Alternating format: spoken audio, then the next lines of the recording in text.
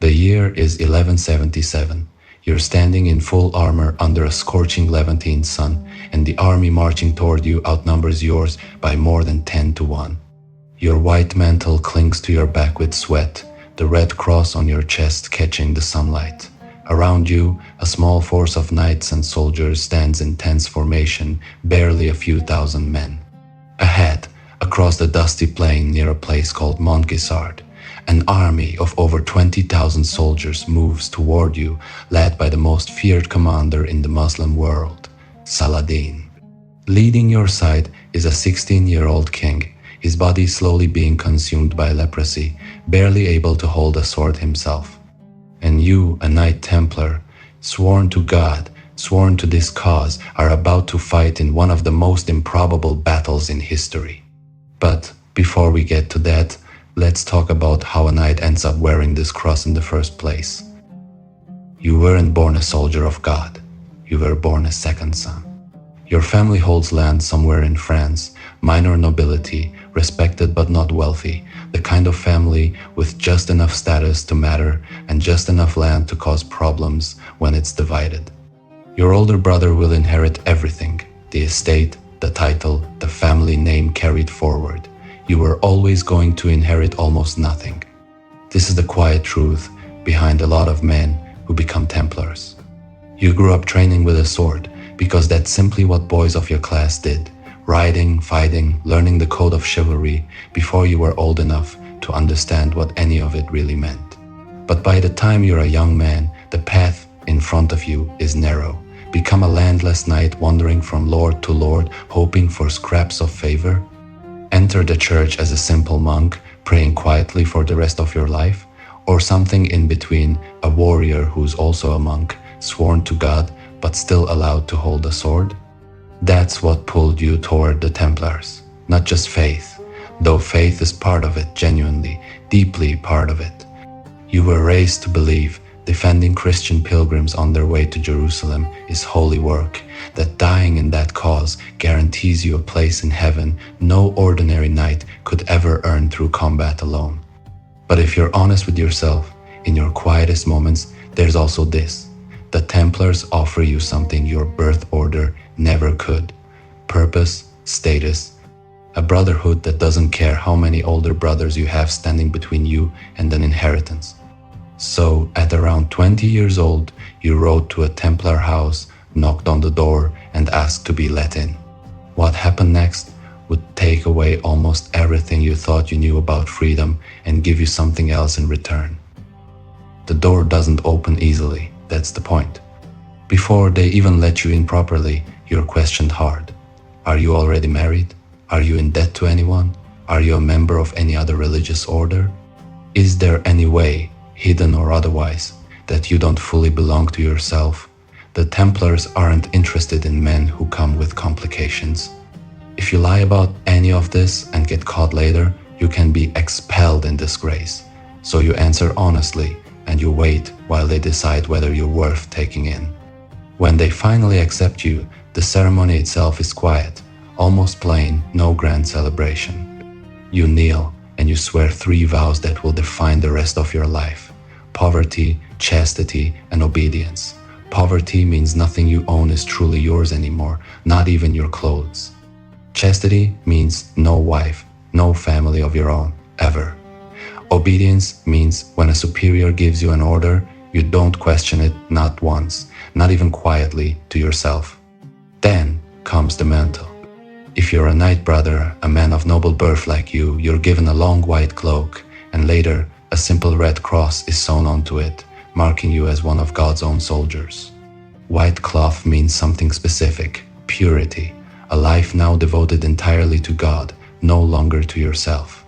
Sergeants and lower-ranked brothers, men without noble blood, wear black or brown instead. The color of your cloak announces exactly who you are to anyone who sees you coming. Daily life shifts almost overnight. You eat in silence, listening to scripture read aloud instead of talking during meals. You share a room, sometimes a bed, with another brother. You're never fully alone anymore, partly for discipline, partly so no man can quietly slip away from the life he's sworn to. Your beard, Once something you might have shaved out of vanity is now required to stay a small, visible sign that you've given up caring about how the world outside sees you. You don't fully understand yet what this life will demand of you. But you understand this much. The boy who knocked on that door is already starting to disappear, piece by piece, replaced by something the order needs you to become. Nobody hands you a sword and calls you ready. That comes later, much later. Your days start before sunrise. Matins, the first prayer of the day, pulls you out of bed while it's still dark outside. From there, the schedule barely lets up. More prayers throughout the day, precisely timed, whether you're inside a chapel or standing guard on a dusty road somewhere. The Templar rule, a strict written code every brother lives by, governs almost everything, down to details you'd never expect a warrior's life to include. How many horses you're allowed, how your clothes should be mended, even how you're supposed to eat. Combat training fills the hours between prayers. You drill constantly with sword, lance, and shield, learning to fight both on foot and on horseback, often in full mail armor under a brutal Levantine sun. Templars are famous and feared for a very specific kind of discipline, a mounted charge that doesn't break formation, doesn't scatter chasing after individual glory the way some knights do. You're trained to move and strike as one unit, because a single knight breaking rank can get an entire charge killed. But being a Templar isn't only about fighting. Some days your duties look nothing like war at all. You might be assigned to escort a group of pilgrims making their way toward Jerusalem, protecting unarmed travelers from bandits along dangerous roads.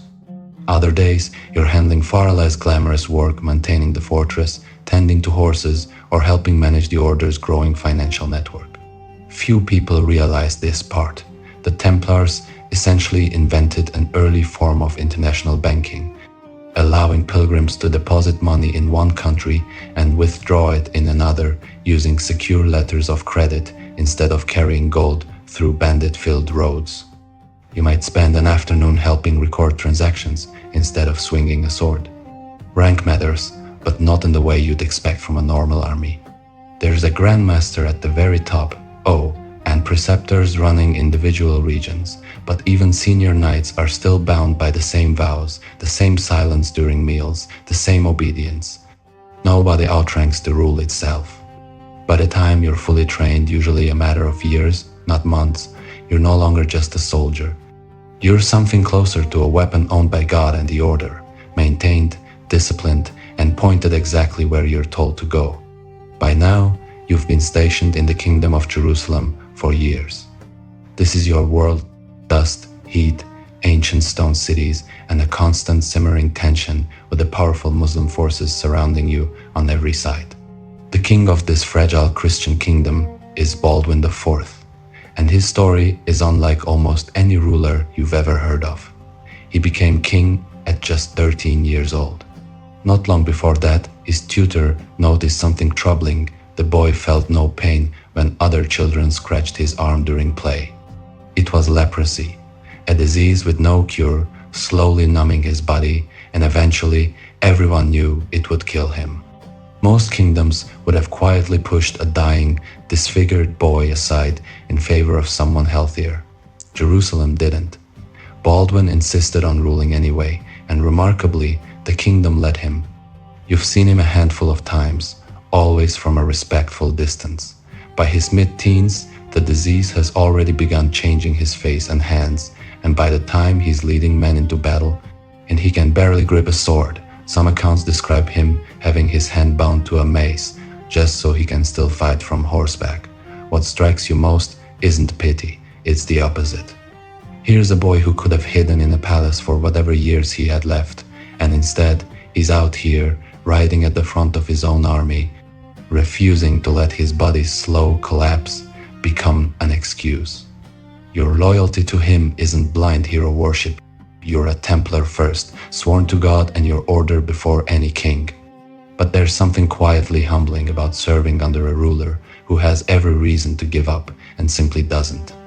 And right now, that resolve is about to be tested. Saladin, The brilliant and increasingly powerful Muslim leader unifying forces across the region sees a Leper King commanding a fractured, outnumbered Christian kingdom and reads it as an opportunity. He's massing an army, and everyone can feel it building like a storm on the horizon. Word reaches the kingdom fast. Saladin has crossed into Christian territory with a massive force, over 26,000 men by some estimates, raiding as he moves toward Jerusalem itself. For a kingdom that can barely field a fraction of that number, this isn't just a threat, it's close to an existential crisis. Baldwin's response surprises almost everyone. Despite his condition, despite advisors who surely suggested caution, he rides out personally with what forces he can gather somewhere around a few hundred knights, including you and your Templar brothers, along with several thousand infantry. It's a desperately small force compared to what's marching toward you, but retreating and letting Saladin's army reach Jerusalem unchallenged isn't really an option either. You march south from Ascalon, moving fast, trying to close the gap before Saladin's forces can fully regroup after their raiding. There's nervous energy running through the column, everyone doing the math in their head, knowing exactly how outnumbered you are, saying little about it out loud. Your armor feels heavier than usual in the Levantine heat, sweat running beneath your mail, the white of your mantle stained with dust from the road. Scouts bring back reports that Saladin's army, confident after weeks of successful raiding, has grown scattered and undisciplined, spread out across the countryside, weighed down with plunder. Not expecting a serious counterattack from a kingdom this small, it's the only real advantage you have. Surprise. Baldwin and his commanders decide to strike fast before Saladin can consolidate his scattered forces back into a single, overwhelming army. As you approach a low hill near a place called Montgisard, you catch your first real glimpse of the enemy in the distance, sprawling, chaotic, far larger than your own force could ever hope to match in a fair fight. But you're not here for a fair fight. You're here for a desperate one. The order comes fast, faster than you expected. No long speeches, no drawn-out preparation, just a signal to charge while Saladin's forces are still scattered and unprepared. You lower your lance and drive your horse forward alongside your Templar brothers, the formation holding tight despite the desperate odds. This is what all that training was for, not individual heroics, but a wall of mounted knights hitting one exact point in the enemy line with everything you have at once. The impact, when it comes, is immediate and brutal. Saladin's forward units, caught off guard and not yet organized into a proper defensive line, break under the force of the charge. Around you, the battle dissolves into chaos, almost instantly. Dust, screaming, the clash of steel, and beneath it all, a strange electric sense that something unexpected is happening. The enemy, so vastly superior in numbers, is buckling. Word spreads through Saladin's ranks that the Christian force is stronger than expected, and panic does something numbers alone never could. It turns confidence into disorder. What happens next stuns everyone, including you. Saladin's massive army, disorganized and increasingly desperate, begins to collapse into full retreat. Thousands of his men are killed or captured in the chase that follows. Saladin himself barely escapes, reportedly fleeing on a racing camel, abandoning much of his army and personal belongings behind him in the panic.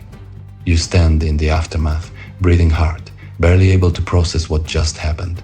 A kingdom that could field only a few hundred knights has just shattered an army more than 10 times its size. And at the center of it all was a 16-year-old boy, his body failing him piece by piece, who refused to stay behind. You survive.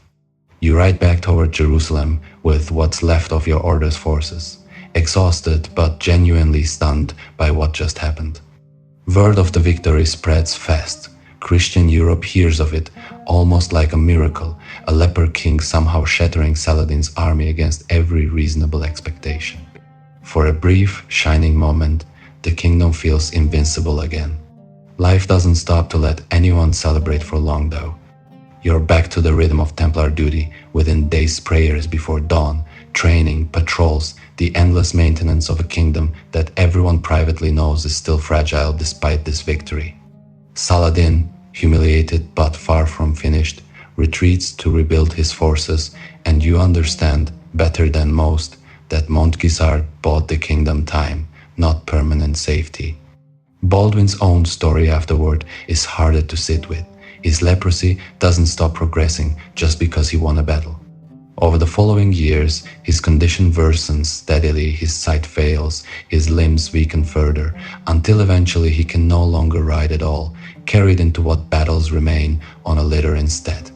He dies in 1185, only 23 years old, having spent nearly his entire short life as a dying king who simply refused to stop leading. Standing here in the dust after Montgisard, right now, you only know this. You were part of something almost nobody believed was possible, fighting beside a king whose body was failing but whose will never did. So would you have ridden into that battle, knowing exactly how outnumbered you were? Would you have followed a dying 16-year-old king into a fight almost nobody expected you to win? That's the strange power of stories like this one. Montgisard isn't one of history's most famous battles, but it's one of its most improbable, a fragile kingdom, a failing king, and a victory that shouldn't have happened by any reasonable measure. History is full of these forgotten moments, and stepping into them changes how they feel completely. If you enjoyed living this one out, that's exactly what we do here, every episode. A new army, a new commander, a new life you've never actually had to imagine living until now. Subscribe if you want more of these.